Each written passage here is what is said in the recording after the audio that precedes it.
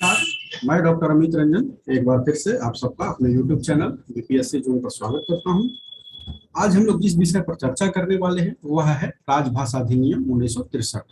इस पर चर्चा करने से पहले जो है हम लोग इसकी पृष्ठभूमि को थोड़ी सी देख लेंगे कि राजभाषा अधिनियम का जो निर्माण किया गया तो उसके पीछे पृष्ठभूमि क्या थी। तो आपने पिछले वीडियो में देखा होगा कि जो राजभाषा हिंदी की संवैधानिक स्थिति है उसमें आर्टिकल 120, 210 और 343 में आपने एक प्रावधान देखा होगा।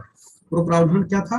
एक वर्ड का, एक फ्रेज का इस्तेमाल किया गया था। आर्टिकल 120 कहता है संसद की भाषा जो है उसमें कहता है कि काम किस में किया जाएगा, हिंदी या अंग्रेजी में। 210 कहता है आपको विधानसभाओं के बारे में काम करने की भाषा की बात करता है। वहां पे वह कहता है उस राज्य की राजभाषा हिंदी या अंग्रेजी में। ठीक है, 343 में भी है या अंग्रेजी में का प्रयोग किया गया है। तो क्या होता है, इसी में एक और बात कहा गया है 110, 120 सॉरी 120, 210 और 343 में कि संसद यदि विधि द्वारा अन्यथा को बंद न करे तो 15 वर्ष के बाद जो है या अंग्रेजी में का लोप किया जा सकता है। यानी कि संविधान लागू होने के 15 वर्ष के बाद जो है जो संसद की कामकाज की भाषा है वो अंग्रेजी समाप्त कर दी जाएगी, संसद में भी, राज्यों में भी। और 343 में भी यह कहता है कि संसद यदि विधि द्वारा अन्यथा को बंद न करे तो या अंग्रेजी में का लोप कर दिया जाएगा। कितने दिनों के बाद? संविधान लागू होने के 15 वर्ष के बाद। तो 1950 से 15 वर्ष हम लोग जोड़ते हैं तो जब 65 आने लगता है, सन 1965 आने लगता है, करीब आने लगता है, तो जो गैर हिंदी भाषी राज्य थे और हिंदी भाषी राज्य थे जिनकी मातृभाषा हिंदी नहीं थी, राजभाषा हिंदी नहीं थी, जैसे कि तमिलनाडु, दक्षिण भारतीय राज्य, इधर का अपना पश्चिम बंगाल और नॉर्थ ईस्ट के कुछ राज्य विशेष रूप से नागालैंड आदि जो हैं, क्या है वहां पर जो है इस बात को लेकर बहुत ज्यादा खलबली मचने लगती है। वो विरोध करने लगते हैं, कहते हैं कि या अंग्रेजी में का लोप न किया जाए, मतलब अंग्रेजी में भी कामकाज किया जाए। उस समय भारत के जो प्रधानमंत्री थे वो पंडित जवाहरलाल नेहरू जी थे। 60 के आसपास से ये खलबली मचनी शुरू हो जाती है। तो यह जो है जवाहरलाल नेहरू जी नॉर्थ ईस्ट के जो नेताओं को आश्वासन देते हैं कि अंग्रेजी का लोप नहीं किया जाएगा, और उनके विरोध के फलस्वरूप ही, नॉर्थ ईस्ट के तमिलनाडु और बंगाल के विरोध के फलस्वरूप ही एक नए अधिनियम का निर्माण किया जाता है, एक नए अधिनियम को बनाया जाता है, और जो कि राजभाषा अधिनियम 1963 के नाम से जाना जाता है। इस प्रकार से राजभाषा अधिनियम 1963 का क्या हुआ, जन्म हुआ। इसका संशोधन कब किया गया था आप लोग कमेंट बॉक्स में लिखकर मुझे बताएंगे। तो यह उसकी पृष्ठभूमि रही। ये मेरा परिचय है। 60वीं से 62वीं यूपीएससी में चयनित एमफिल, पीएचडी, एमए वगैरह मैंने हिंदू कॉलेज डीयू से किया है। जेआरएफ 80% यह जो है स्वतंत्र, आपको इस बार का 66वीं बीपीएससी मेंस में एक सवाल आया था, स्वतंत्रता के बाद भारत संघ की राजभाषा के रूप में हिंदी के विकास के विविध पक्ष, उसका ये एक पार्ट 1963 जो है उसको एक पार्ट के रूप में आप, उसके उत्तर का एक पार्ट है। ये संवैधानिक स्थिति जो है पहला पार्ट हो सकता होगा, दूसरा पार्ट ये होगा जिसको कि मैं उस सभी पार्टों को बाहर निकालकर पूरे डिटेल में आप लोगों के समक्ष ला रहा हूँ। तो हम लोग देखते हैं राजभाषा अधिनियम 1963 के प्रावधान क्या है। इसमें कुल मिलाकर 9 प्रावधान किए गए हैं, 9 नियम राजभाषा अधिनियम में बनाए गए थे। जो पहला नियम था वह बतलाता है कि इसका नाम क्या होगा, इसका संक्षिप्त नाम क्या होगा, संक्षिप्त नाम बतलाता है, और यह बतलाता है कि यह प्रारंभ कब होगा। राजभाषा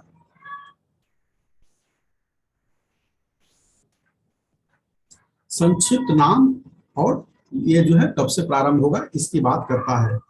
यानी कि ये जो पहला नियम इसका क्या है, उसमें बस कुछ नहीं, नियम है क्लियरिफाई करता है कि राजभाषा अधिनियम का नाम क्या होगा। तो यह राजभाषा अधिनियम 1963 के नाम से जाना जाएगा। और ये प्रारंभ कब से होगा? तो ये प्रारंभ जो होगा 1965 से होगा। 26 जनवरी 1965 से इसका जो धारा 3 है वह लागू हो जाएगा। 26 जनवरी 1965 से ही लागू माना जाएगा। बाकी शेष जो धाराएं हैं, पहला, दूसरा और चौथा से लेकर 9वां तक, उसके लिए क्या है कि केंद्र सरकार जो है समय समय पर उसको नोटिफाई करेगी कि ये आज से लागू, कहाँ, गजट में उसको नोटिफाई करेगी कि आज से यह जो है धारा लागू किया जाता है, आज से यह धारा लागू किया जाता है। उसको एक साथ कर सकता है या अलग अलग भी कर सकता है। तो जब भी केंद्र सरकार उसको नोटिफाई करेगी तब से उसको लागू माना जाएगा। धारा 3 जो है वो 26 जनवरी 1965 से ही लागू माना जाएगा।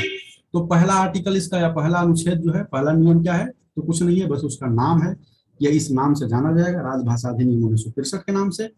कमेंसमेंट है, कब से कमेंस हो रहा है, तो 26 जनवरी 1965 से आर्टिकल 3, और शेष जो है जब भी केंद्र सरकार नोटिफाई करे। इसका जो दूसरा नियम है राजभाषा अधिनियम का, इसमें क्या है, परिभाषाएं दी गई हैं, दो शब्दों को परिभाषित किया गया है। जैसे कि आप जान रहे हैं एक तरह से क्या है, कानून है ना, और इसमें काफी पेचीदगियां होती हैं, ठीक है। तो कुछ टर्म हैं, कुछ स्पेसिफिक शब्द हैं, उनको क्या किया गया है कि परिभाषित किया गया है। और उसमें जो परिभाषित के लिए विशेष जो शब्द है वह है हिंदी शब्द को उसमें परिभाषित किया गया है कि हिंदी से उसका तात्पर्य क्या है। इसमें इस अधिनियम में हिंदी का अगर प्रयोग किया गया है, ठीक है ना, तो हिंदी से तात्पर्य क्या है, तो वह हिंदी जिसकी लिपि देवनागरी होगी।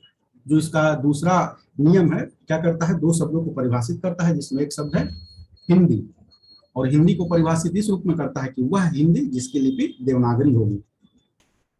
इसका नियम 3 जो है वह बहुत ही महत्वपूर्ण है, ठीक है। और इसका नियम 3 क्या कहता है, इसका नियम 3 के कई सारे क्लॉज हैं। इसका आर्टिकल 3 नियम 3 जो है, और 3 है, 3 और 3 ये दोनों बहुत महत्वपूर्ण हैं। तो पहले हम लोग 3 देखते हैं।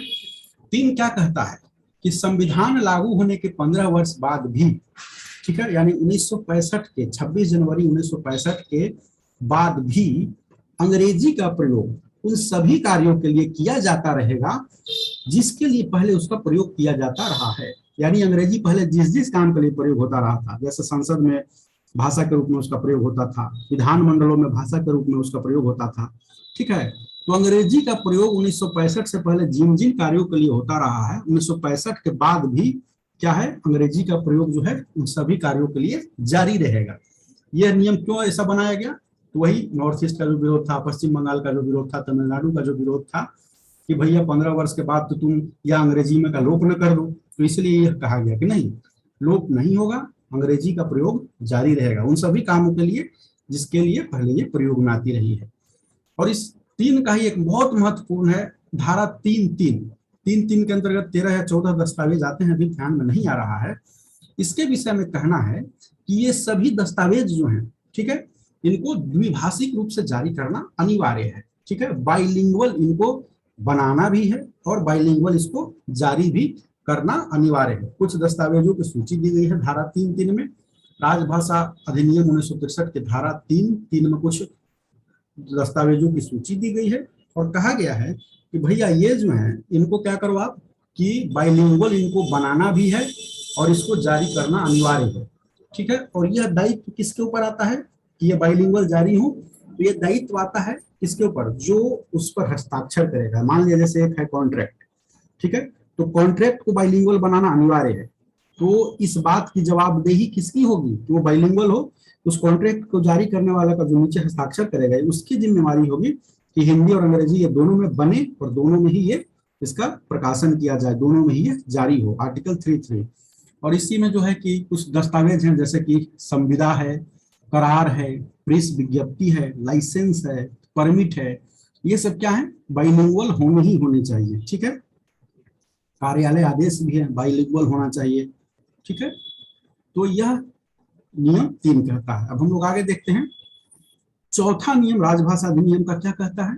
तो चौथा नियम जो है यह कहता है राजभाषा के संबंध में, यह कहता है कि राजभाषा के संबंध में एक समिति के गठन का प्रस्ताव करता है। चौथा नियम क्या कहता है कि राजभाषा के संबंध में एक समिति का गठन किया जाएगा। और यह समिति का गठन कब किया जाएगा, धारा 3 लागू होने के 10 वर्ष के बाद ये एक कमेटी का गठन किया जाएगा। कमेटी में कुल मिलाकर कितने सदस्य होंगे, कुल मिलाकर 30 सदस्य होंगे, ठीक है। और 30 सदस्य कहां से आएंगे, 30 सदस्य जो आएंगे इसके वो आएंगे 20 लोकसभा से आएंगे और 10 कहां से आएंगे, 10 राज्यसभा से आएंगे। तो कमेटी का गठन किया जाएगा। ये कमेटी का काम क्या होगा, इस कमेटी का और कुछ काम नहीं होगा बल्कि ये कमेटी देखेगी कि हिंदी के प्रयोग जो है, हिंदी के प्रयोग की जो प्रगति हुई है उसकी समीक्षा करेगी, ठीक है ना। धारा 3 लागू होने के बाद के 10 वर्ष के बाद राष्ट्रपति, कमेटी कौन गठित करेगा, राष्ट्रपति के आदेश से एक कमेटी का गठन किया जाएगा जिसमें कुल 30 सदस्य होंगे, 20 लोकसभा से, 10 राज्यसभा से, ठीक है। और इस कमेटी का काम क्या होगा वो देखिएगा कि राजभाषा का जो है, हिंदी का प्रयोग जो है, उसके उसके प्रयोग में कितनी प्रगति हुई है, इसकी वो समीक्षा करेगा कि हिंदी का प्रयोग हो भी रहा है कि नहीं हो रहा है, इस बात की वो समीक्षा करेगा। ठीक है। नियम 5वां क्या कहता है? नियम 5 देखिए, यह कहता है कि केंद्रीय अधिनियमों का प्राधिकृत अनुवाद, हिंदी अनुवाद। ठीक है। यह इसका टाइटल है कि जो केंद्रीय अधिनियम है उसका जो है ऑथेंटिक हिंदी अनुवाद किसको माना जाएगा, इस विषय में नियम 5 कहता है। सेंटर में जो है केंद्र सरकार कोई अधिनियम निकालती है, तो उसको मान लिया बिहार में, उसका बिहार के गजट में, बिहार का राजकीय गजट में उसका अनुवाद प्रकाशित किया गया, मान लिया वो अंग्रेजी में है। ठीक है। बिहार के राजकीय गजट में उसका हिंदी अनुवाद प्रकाशित किया गया, यूपी के जो है उसका गजट में हिंदी अनुवाद प्रकाशित किया गया, तो हो सकता है कि भिन्नता हो जाए। और भिन्नता जो है शब्दों के आधार पर हो सकती है।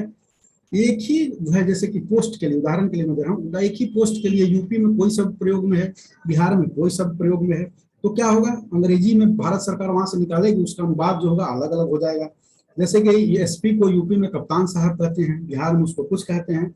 कई सारे ऐसे शब्द हैं, फिलहाल अभी मुझे ध्यान में नहीं आ रहा है, कई सारे ऐसे तकनीकी शब्द हैं बिहार में। एक उदाहरण के लिए इसे बोल रहा हूँ कि बिहार में उससे कुछ कहा जाता है, यूपी में कुछ कहा जाता है, तो क्या होगा कि अनुवाद में एक रूपता नहीं आएगी। तो उसी कमी को दूर करने के लिए यह 5वां नियम बनाया गया है। और ये क्या कहता है कि राष्ट्रपति के आदेश से, राष्ट्रपति के आदेश से गजट में जो प्रकाशित होगा अनुवाद, राष्ट्रपति के आदेश से गजट में जो आदेश प्रकाशित होगा सेंटर में, वही जो है किसी भी केंद्रीय अधिनियम का हिंदी का प्राधिकृत पाठ माना जाएगा।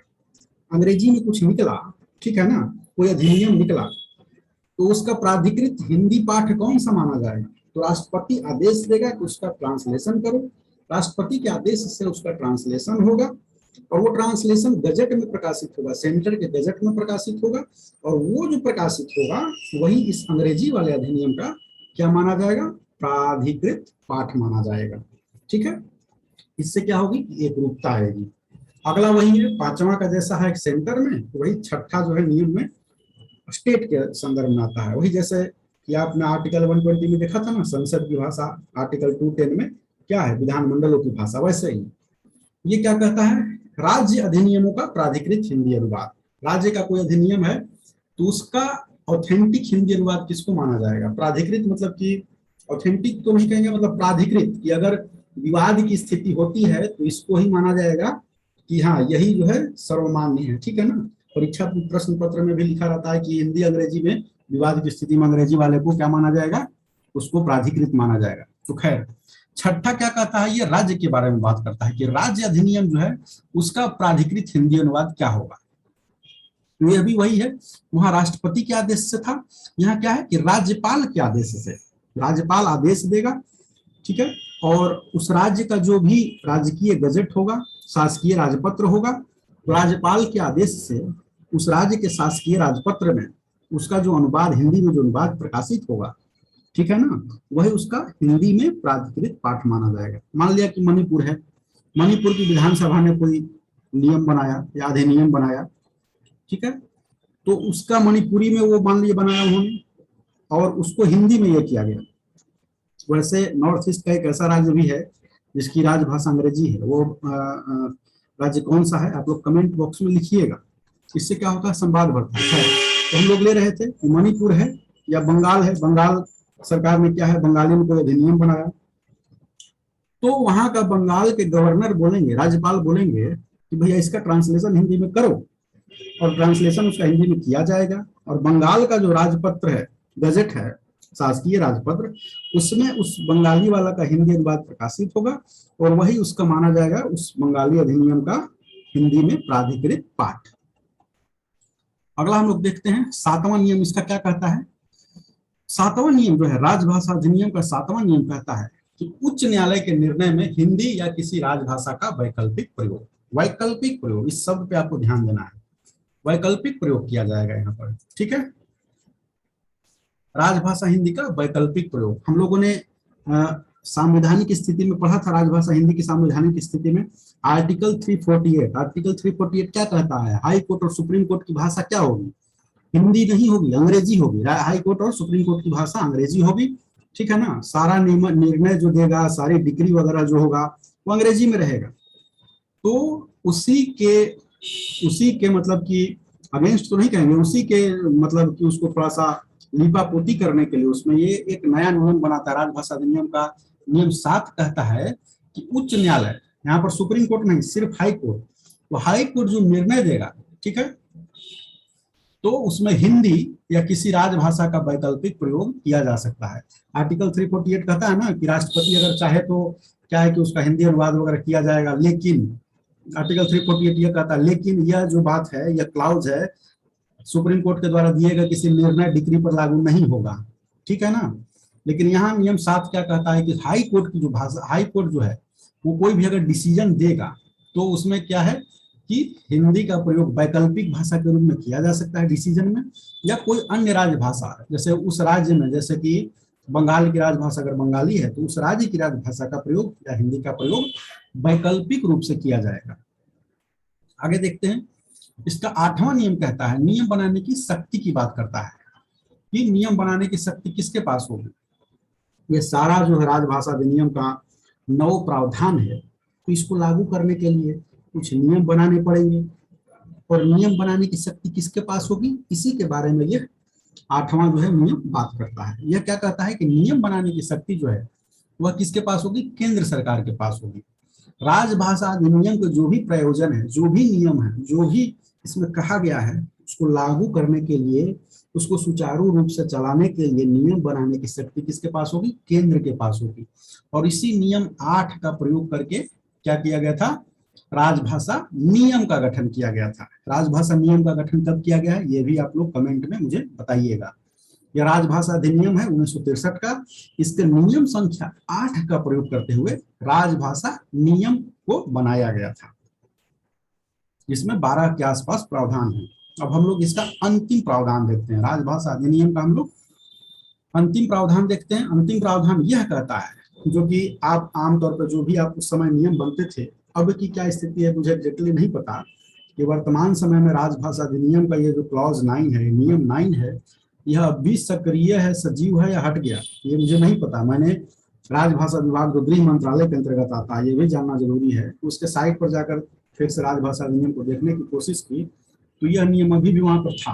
और यह नियम क्या कहता है, राजभाषा अधिनियम का नियम संख्या 9 कहता है कि धारा 6 और 7 का जो उपबंध है, धारा 6 और 7 का जो उपबंध है, ये जम्मू कश्मीर पर लागू नहीं होगा। आर्टिकल जो इसका ये नियम 6 और 7, 6 यही प्राधिकृत हिंदी अनुवाद और उच्च न्यायालय में निर्णय में हिंदी या किसी राजभाषा का वैकल्पिक प्रयोग। तो धारा 6 और 7 के जो उपबंध है ये जम्मू कश्मीर पे लागू नहीं होंगे। तो यह था आप लोगों के समक्ष राजभाषा अधिनियम 1963। ये मैंने विस्तार से बदला दिया क्योंकि राजभाषा अधिकारी इत्यादि में भी यह काम देता है। लेकिन आमतौर पर जैसे यह जो सवाल पूछा गया था आपको इसी बार के बीपीएससी पीटी में पूछा गया था कि स्वतंत्रता के बाद भारत संघ की राजभाषा के रूप में हिंदी के विकास के विविध पक्ष, तो उसमें यही सब आपको डालना होगा कि भारत सरकार ने क्या किया, तो कॉन्स्टिट्यूशनल प्रोविजन किया, फिर राष्ट्रपति का आदेश जारी किया गया 5 वर्ष बाद, उसके बाद क्या किया गया कि राजभाषा अधिनियम का गठन किया गया 1963 में, फिर इसका अमेंडमेंट किया गया, वो मैं नहीं बताऊंगा, आपसे मैंने सवाल पूछा है। फिर राजभाषा नियम बनाया गया, अनुवाद के लिए कार्यालय स्थापित किए गए, इसी तरह से। तो उसी का ये सेकंड पार्ट है जिसको कि मैंने निकाल के विस्तार से आप लोगों के समक्ष चर्चा की है। मुझे उम्मीद है कि मैं आपकी कॉन्सेप्ट को कुछ हद तक क्लियर कर पाया हूँ। अगर आपको मेरा यह वीडियो पसंद आता है तो बस आप लोगों से यही एक अनुरोध है कि इसे लाइक करें, शेयर करें, सब्सक्राइब करें और मेरे चैनल के विषय में अधिक से अधिक लोगों के विषय में बतलाएं, क्योंकि यही हमारी जो है कमाई है कि लोग जानते हैं, लोग जाने, अधिक से अधिक लोगों तक ज्ञान पहुंचे। और जैसा मैं अक्सर कहता हूं, ज्ञान जो है बांटने से बढ़ता है। आगामी वीडियोज में है, मैं अगर आप लोगों की अनुमति होगी तो मैं जो ये कह रहा था, व्याख्या कर रहा था, अगर आप लोगों की अनुमति होगी, हिंदी में भी एक सीरीज चल रहा है, हिंदी साहित्य का इतिहास चल रहा है, जिसमें आप कविता का इतिहास चल रहा था और हम लोग भारतेंदु युग तक पहुंच चुके थे, भारतेंदु युग तक हम लोग पहुंच चुके थे उसमें। और हिंदी साहित्य के इतिहास में गद्य का इतिहास में मैंने बहुत कम टॉपिक लिया है, सिर्फ एक हिंदी कहानी का विकास बताया था। तो हिंदी गद्य का इतिहास भी मैं जारी रखूंगा, एक श्रृंखला वह चल रही है। दूसरी जो है पीटी स्पेसिफिक श्रृंखला मैं चला रहा हूँ अपने इस यूट्यूब छोटे से यूट्यूब चैनल पर, और वह है हिस्ट्री में पीटी स्पेसिफिक श्रृंखला में अभी आज मैंने डाला हुआ है, आधुनिक भारत से पहला वीडियो डाला है। अगर आप लोगों की अनुमति होगी, वो पसंद आएगा तो इस श्रृंखला को मैं जारी रखूंगा। और साथ ही साथ जो तीसरा मैं चलाऊंगा, अगर आपकी अनुमति होगी, तो वो व्याख्या बहुत जरूरी है। मैंने उसको काफी उत्साह से शुरू इसलिए किया था कि कुछ लोग मुझसे फोन से भी कांटेक्ट में रहते हैं, फोन से बात करते हैं, तो मैं देखता था कि बहुत सिंपल जो हिंदी की व्याख्या बहुत फेमस है, उनको नहीं आता था। जब जो हिंदी के बहुत अच्छे, मतलब बाकी हिंदी में काफी अच्छा लिखते थे, स्टूडेंट तो किसी और ही भाषा के थे सब्जेक्ट के, लेकिन हिंदी में काफी अच्छा लिखते थे, उनको व्याख्या नहीं आती थी। तो इसी से प्रभावित होकर मैंने व्याख्या श्रृंखला को चालू किया था। अगर आपकी अनुमति होगी तो अभी जो 2 धाराएं मेरे यूट्यूब पर चल रही है, तीसरी धारा मैं व्याख्या के रूप में चलाऊंगा। फिलहाल इस वीडियो में इतना ही। जय हिंद, जय भारत, धन्यवाद।